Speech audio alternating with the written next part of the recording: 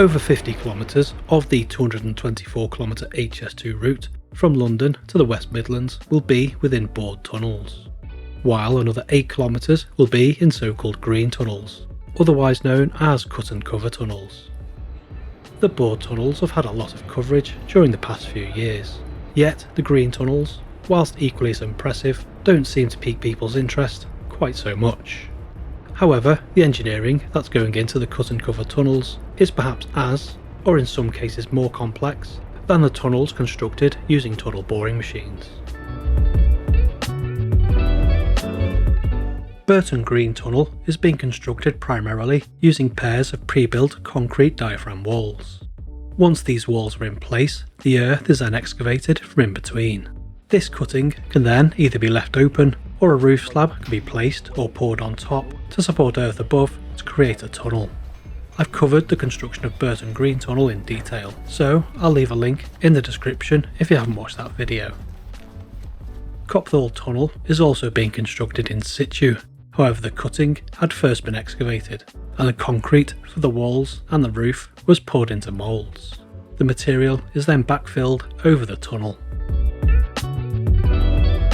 The other method of construction is to first excavate the cutting, and then place precast concrete sections within that cutting. 3 green tunnels, which are being constructed by the EKFB joint venture, are being assembled using this method, and they share a similar design and shape. Those tunnels are located near Wendover, Great Worth and Chipping Warden. I was fortunate to visit the site of the 1.1 km long Wendover Green Tunnel to see how it's being constructed and the challenges that engineers have faced. Construction started on the Chipping Warden Tunnel in 2022, so it had a head start over the Wendover Tunnel. But this means that EKFB has been able to learn lessons at Chipping Warden and apply them during the construction at Wendover. The complexity at Wendover comes from the fact that it's being constructed within a large chalk cutting, which first had to be excavated. Added to this was the fact that material had to be transported north and south via an internal haul road, which ran through the Wendover site. Therefore, construction of the tunnel has been phased, so that access could be retained during the earth-moving operation. This allowed material to be transported to where it's needed without trucks using public roads. This phased approach means the tunnel isn't being constructed in sequence like you would expect, and instead sections are being constructed separately and simultaneously. There is a certain amount of tolerance between each of the segments, so there is little risk that the tunnel sections won't meet properly when the final segments are installed.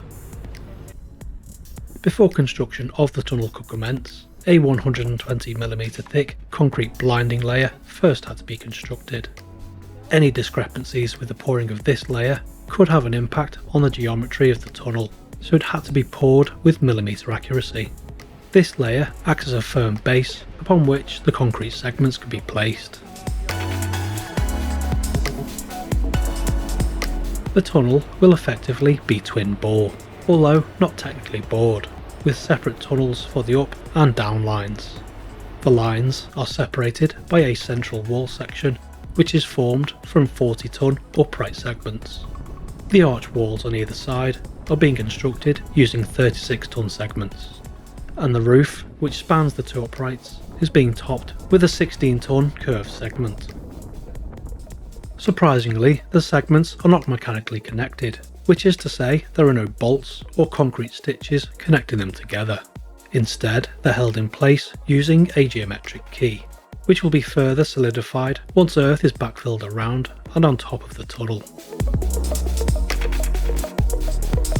One of the lessons EKFB has learned from Chipping Warden is the use of pre-manufactured rebar cages for the invert, rather than assembling rebar by hand within the tunnel.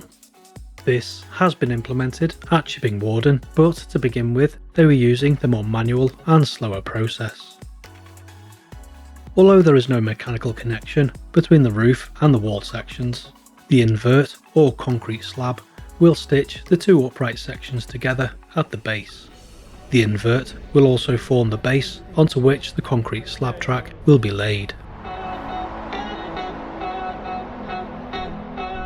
Although the site and the cutting looks enormous, there isn't actually that much room within which to construct a tunnel.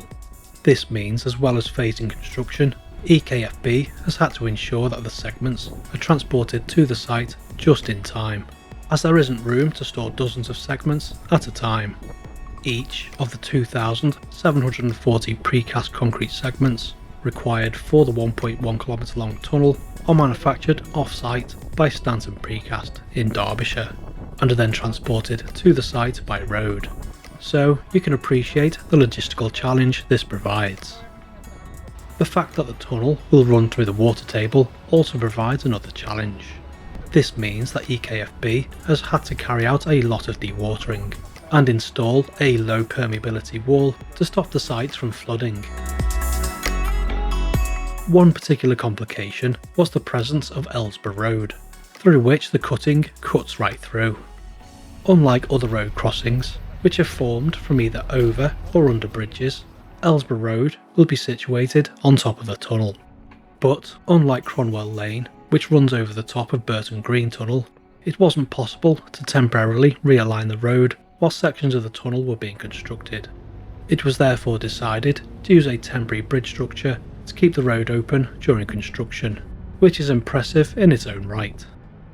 The road will be rebuilt over the tunnel once backfilling has been completed, but due to the complexity of the rebuild, it won't be finished until 2028 or 29. Although bored tunnels and green tunnels appear to be quite different, they both still require certain safety features to be fitted. So, much like the bored tunnels, Wendover Green Tunnel will feature walkways and emergency fire doors. The walkways and doors will allow people to evacuate from one tunnel to the other in case of emergency. Due to the shape of the door frames for the 3 fire doors, the frames are being cast in situ, rather than being constructed out of precast segments. Once fit out of the tunnel begins, the steel fire doors will be installed, which will be the same type of doors being manufactured by Booth Industries in Bolton, which will be fitted to the other tunnels. Despite the challenges, this tunnel is being constructed in record time, thanks largely to the lessons learned during the construction of Chipping Warden and Great Worth tunnels. The efficiency gains means that around 850 segments have already been installed, despite construction of the ground slab and tunnel only having commenced around 12 months ago. With work progressing well, it is hoped construction of the tunnel and backfilling around the tunnel will be completed by 2027. Just before I go, I'd like to say thank you to HS2 Limited and EKFB for the invitation and their time. And lastly, can I ask, if you found this video informative, could you please give it a like or even a hype, as it helps my content to get noticed.